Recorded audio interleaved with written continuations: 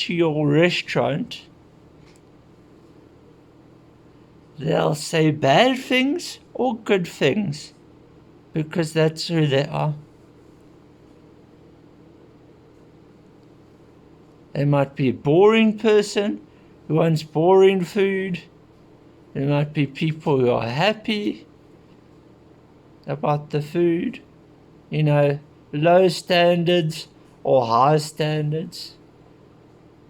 Some people, they even come as like master chefs, and they look like a normal customer comes in, but you wouldn't know that, would you?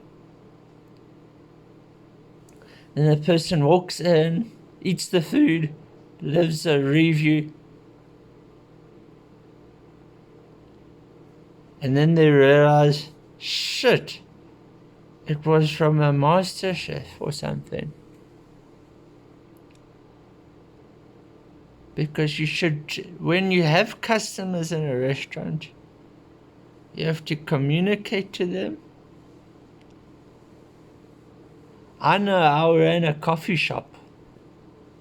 When I had that coffee shop, everybody knew what they were doing. There was no low standards.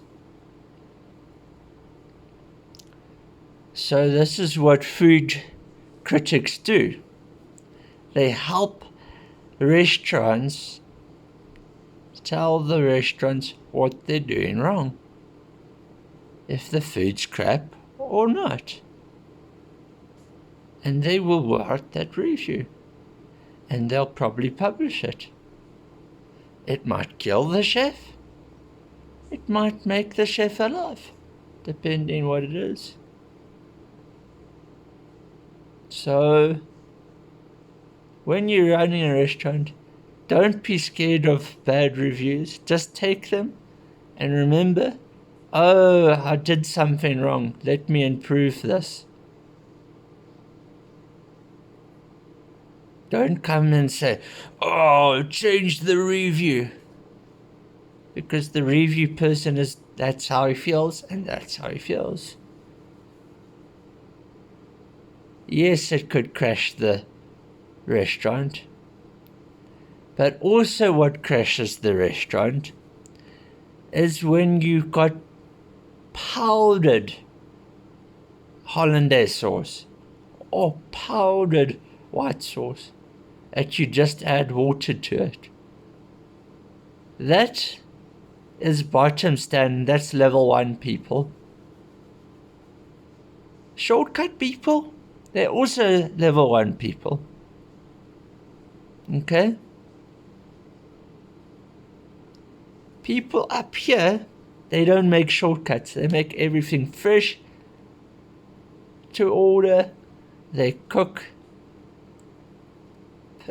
Everything's no microwave.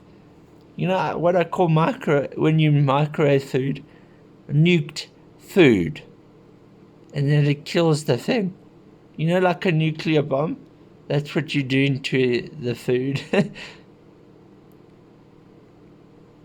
If you are going to cook it, then rather use the oven. Because if you don't have an oven,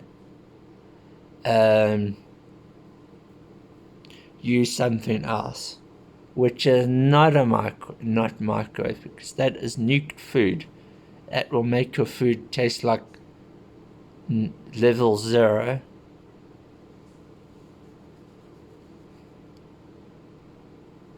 And remember, it's COVID now, so standards have to be very high.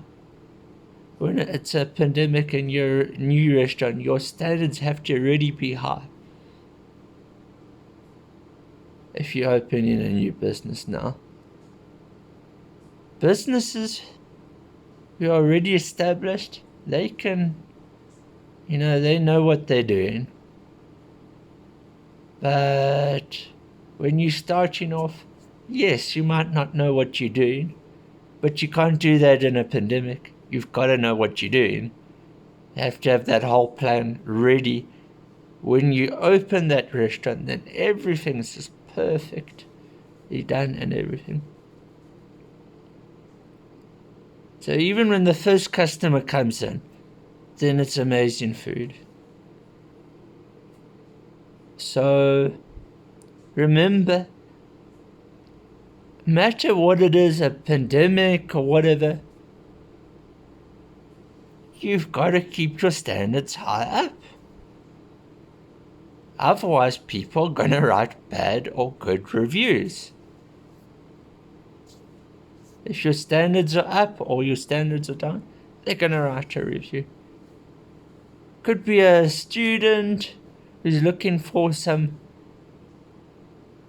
the thing for restaurants is us younger generation. We're the ones who are going to be eating at the restaurant for a long time. Whereas the old people, they're almost at the end of their life. So they're still going to be around for a bit, but they're not your regular customers. Your regular customers are younger people who still got energy and everything.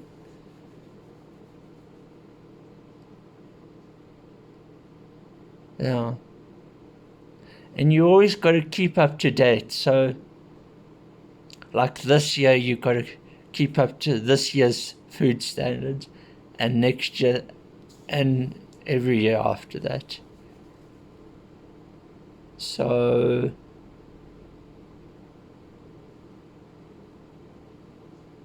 and as well, if your food quality is damn bad, somebody's just going to say, oh, I'm not coming there again.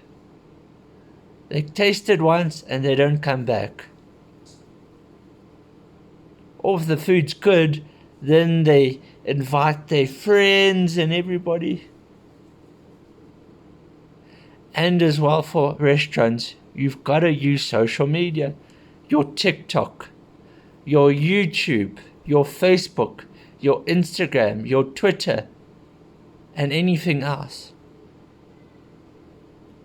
That is how you survive this modern world. If you don't have those kind of things, sorry, you're not going to survive. You've got to be modern now. Thank you for watching. If you have any questions or comments or anything, you may ask.